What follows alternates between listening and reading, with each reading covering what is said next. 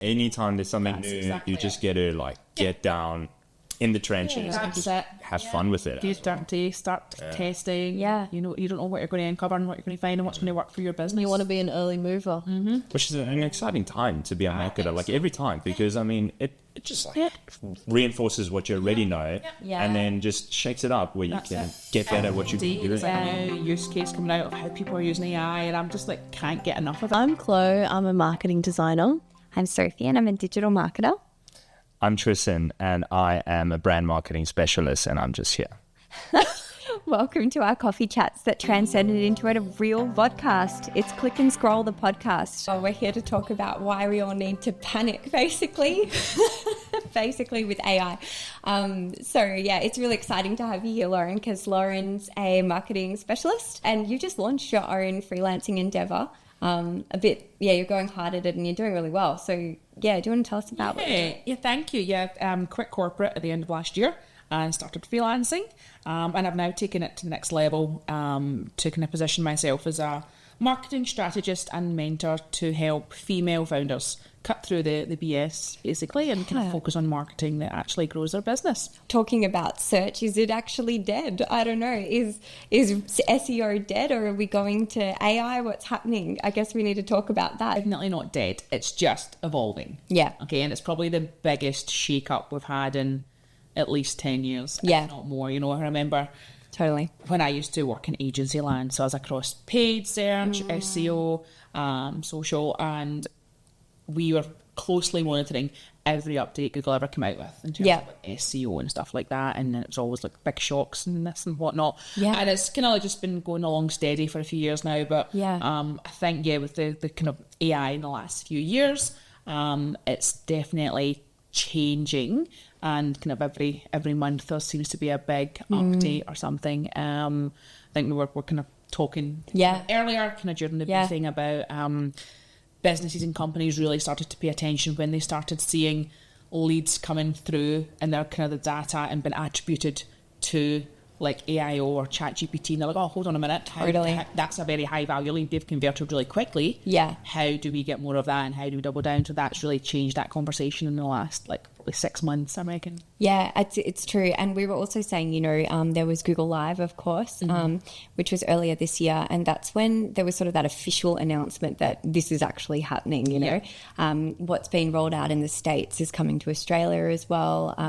I think a lot of people don't really fully know when they're a business owner, at least this has been my interaction with them, that what the whole spectrum of AI in search entails. And, you know, you've obviously got your AI overviews, and that's where a lot of the focus is at the moment, and how that interacts with your typical SEO stuff.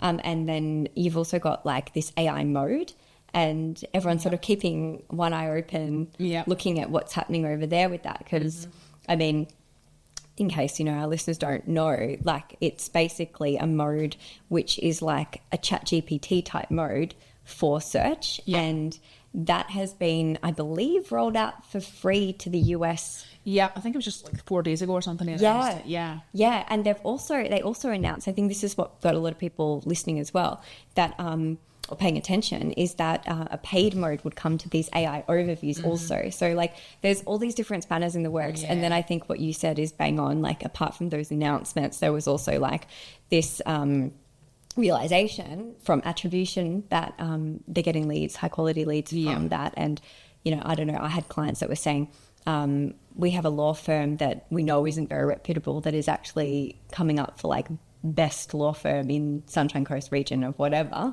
and we're not even showing how do we impact that. It's been panic states for a lot of, you know, our clients and people. I think we've all experienced, right? Clients come to us and say like, what does this all mean? Like what do I do to impact this? And like we've been having this conversation of like AI is SEO through a different lens, but like, I guess, to what extent do you feel that AI is, or this zero-click world is overtaking traditional SEO? Is that at all a thing, or how would you approach it? Like, what do you tell your clients? So I think, one, don't panic. What do you mean? I'm already panicking. Two, it's a really, I like to see change as like an opportunity, right? Yeah. So it's a really great opportunity to audit your current content, what you're doing. I don't think anyone needs to go ahead and completely redo or devise a new strategy to how they're approaching their current like SEO or other content. I think people will always try and hack it, and there'll be black hat techniques. There always is, and there'll be keyword stuffing, and there'll be writing things to try and appear higher in search. But at the end of the day, as long as you're producing quality content that resonates with your audience, and it's not just a ChatGPT copy and paste, that's still going to resonate well. I think if anything, you can look at what websites and authoritative websites that like whatever AI agent you're using, whether it's ChatGPT or Gemini or anything else, they are like their kind of language models, and the sites they're referencing to learn off of are like the trusted big sites like Reddit, like Wikipedia, like everything else. And you've got to just make sure how you get into these kind of websites and publications more than other ones and lower ones, and like it's kind of like, I suppose, like authoritative domain authority and stuff like that. It's so true, isn't it? That. So that's kind of what I'm kind of advising clients on. And if you're looking at doing, so you can add in paid media to this now as well to try and help with that kind of side of things. And not just looking at like smaller websites, but how do you get into the bigger websites, whether it's like Forbes or something, or I don't know, and how you're utilising that budget to get onto more trusted websites that the language models are using and referencing from. I feel like we're all navigating it, and it's like, I don't think anyone's really an expert at this point in time, but that's why it's really cool to have the conversation right now. I think that personally SEO is very, very relevant, because the way that still in its traditional model to some degree, because the citations that are pulled into the AI overviews are the organic ranking is relevant. Absolutely. So that is still really important. So but it's just then you also need to fold into your mix, right? Things like FAQs. Absolutely. So those kinds of that question and answer style. Exactly. Google has favoured for the last few years as well. Exactly. And that's just how you structure your web page, right? Like your header tags and whatnot in your questions. But I think as well, like I said, going back to it being an opportunity, if you think of your search engine results page, you had traditionally your like SEO, your organic listings at the top, maybe 2 or 3, then you had your paid listings underneath, and if you've got a Google business profile, you had that over to the right hand side. Now it's another opportunity to have that like the AIO, the kind of summary at the top. That's just more real estate for a company to capitalise on. So you've still got your organic, you've still got your paid, you've still got your business profile. Now you've got another one to take up even more real estate. I feel like if anything, it's enhanced the way I've already done things, like focusing more on relevance in my copywriting, like focusing more on the user, because it does make its way through there anyway. So just really honing in on the relevance. And I also guess not relying in with actually writing content, with relying on AI and still maintaining like a good, human authentic voice in it as well. That can really resonate with the user, as you were saying, Lauren. Yeah, absolutely. So that's been an absolute focus, but also having to focus in those spaces like Reddit as well, with trying to break into them where it is so user focused too. So, and that's what I see a lot of people like, we need to get on Reddit, and then how do we get on Reddit? And I'm like, if you go in there thinking you can just use a scattergun approach and just throw some ads at them, and I was like, they're going to eat you alive in Reddit. Like, you have to go in there and be human and like not just go in with that kind of sales, marketing, whatever you want to do, like, because they are a brutal, honest crowds on Reddit. It's so true. It's no man's land. It's survival of the fittest. And even just going back years ago, I used to work for a kind of online lotteries gambling website, and we wanted to get into the Reddit ad space there. Sorry, going off topic, but even just trying to get an advertising profile was impossible. Like, really, a significant large company, we were spending like hundreds of thousands a day on Meta. Could not get approved to run ads on Reddit. I had the CEO's passport for approvals. I was stuck in like the customer support loop, going round and round, getting passed around, and after about 6 months we gave up. I think a lot of clients don't realise that there are tools out there to identify that digital marketers tend to leverage, but that can identify what kinds of questions you need to be answering. So to like eliminate that scattergun approach as well. So it is very structured the way that you have to approach this stuff. Absolutely. And what you're saying about like Reddit and Wikipedia, like that is the thing. It's not just the type of content, right? And like I'd say as well, like we used to be very focused on keywords. I think now it's more about the structure of the content also. True, yeah. But it's also about where those things are appearing. Yep.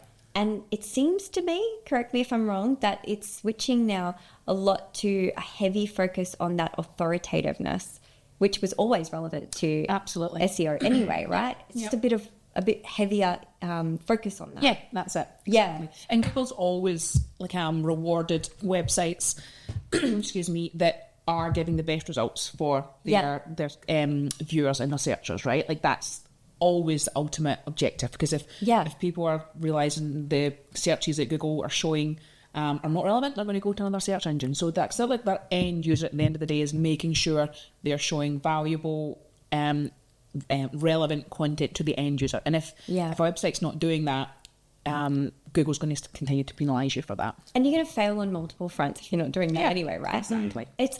I've always had this sort of, not mantra, but approach where I've looked at SEO as if you're doing the right marketing activities anyway, you're going to organically benefit. Absolutely. So yes, there's technical SEO and things like that, of course. But this is just an extension of that, isn't it? Yeah, and there's a few different other like websites and channels you can look to like take advantage of. But at the end of the day, it's still the same. Like just write good quality, relevant content for your audience. Yeah, and that'll still stand you in good stead. Quality is important, and I think more than with AI, what's becoming more important now from a design perspective is brand photography and branded visuals, videos. So it's more authentic. You're competing against AI, and everything just doesn't seem real anymore.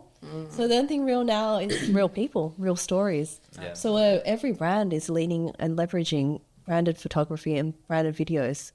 A lot of people are saying pre-2022 was before kind of AI really started infiltrating the internet, and you could probably take a lot of the content online as written by a person and kind of fact checked and a lot more accurate, whereas anything post 2022 is just declining in quality and accuracy, because it's a very kind of muddy line between what's been written by AI and what's been written by a human, and it's just kind of getting worse and worse.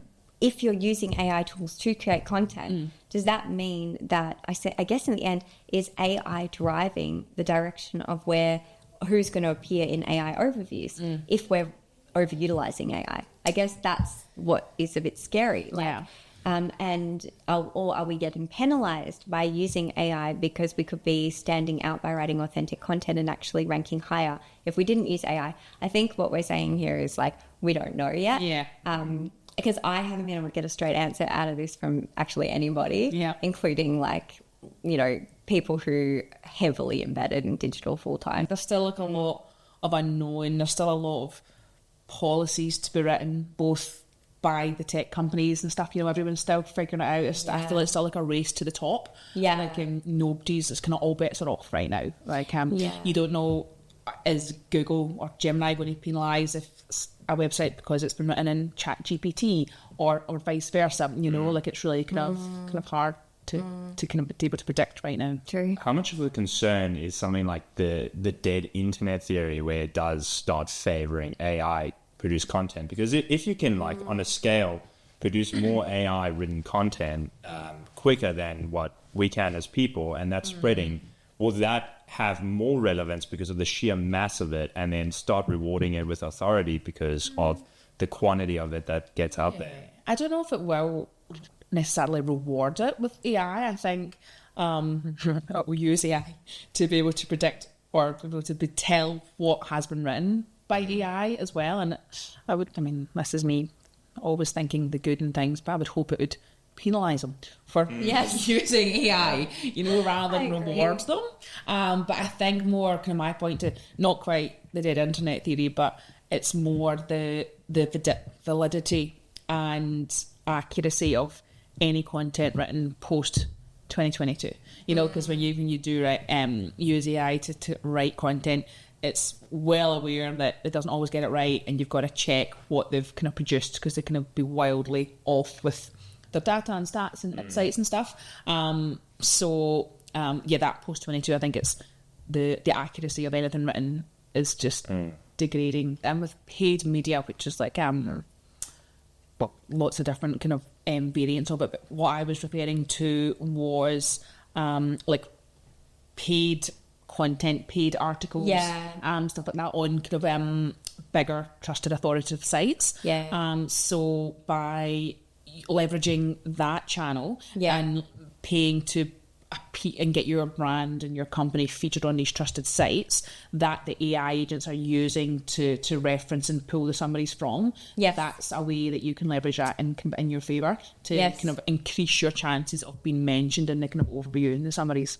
Right now, there hasn't been as much disruption to the paid ad space than there has to the SEO space. Yes, that's what I think it'll be coming very soon. Just what that looks like, who knows? I know, it's really interesting to see what happens there, because I think, you know, when that happens, like at this point in time, I would argue that you know, marketers can't be ignoring SEO. Like, I think if an in-house, you know, if a company is going to an agency and that agency presents them with an SEO strategy that actually overlooks entirely AI, then it's just not good enough at this point. You just can't be. But I think once the paid ads rolls out, that there'll be no more of it at all, because once paid actually influences AI and money is actually behind this as well directly, all agencies will be forced to include it in their scope, and they should be anyway. But I guess what I'm saying is they're not all yet, because I think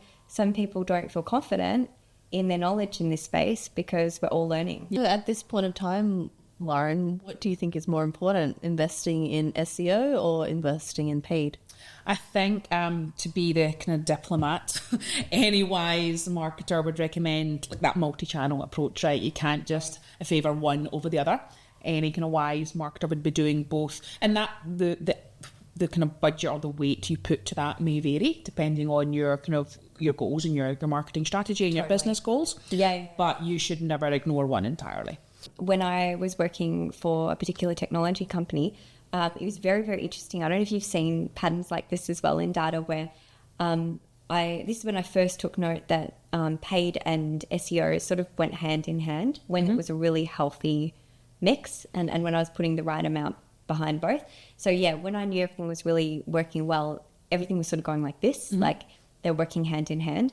And so I've continued to see that pattern with a lot of different clients after that, when I took note of it. And so I've always said the same thing, is they go hand in hand, but it depends, right? And a lot of kind of people much prefer paid because the results are instant and they can track it a lot easier, and they can see, like, you can make a change to an ad and you can see how that transfers into your data and your leads very, very quickly.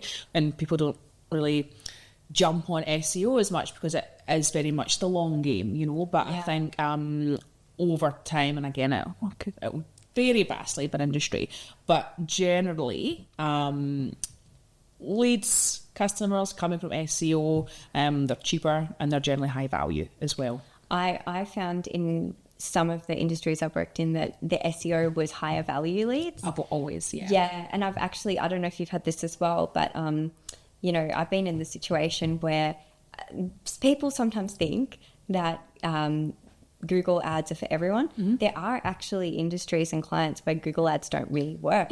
Exactly. And I've been in that situation. Clearly you have by your response, right? So I guess that is the caveat as well, is there may be a situation. So like I would say... One of the companies, sorry to kind of cut you off there, but one of the companies I'm working with just now, it's a startup. Pre-revenue. It's essentially a new product in the renewable energy space. It's an AI-powered project intelligence platform. Doesn't exist. So nobody's searching for it. So we're not investing in any paid ads at the moment. It's all, we're doing a lot of events, obviously website content, webinars, some paid media. LinkedIn is big, but there's no need for paid ads right now because there's no competition. Nobody's coming searching for AI-powered project intelligence platform for their wind projects. Like if there's no search volume, then why would you waste your money? Exactly, I went in there and I got the SEM Rush account. I'm looking at what some competitors do. I'm like, there are no competitors and there are no keywords. And there's one company in Norway doing something. I don't need to worry about that. Funny when that happens. To move that budget somewhere else. Yeah, I know. In some ways, when that happens, you almost like think, am I dreaming? Like, is something wrong here? Yep. Because it's so unusual, but especially in that B2B space when it's a startup and it's a very unique product or service. Yep. I've definitely seen that. Yeah. Something else just to kind of add into the conversation is particularly for like softwares. A lot of companies use the comparison and review websites for software. So like G2, Capterra, stuff like that. And that's often been a channel that people will, companies will use and advertise on as well.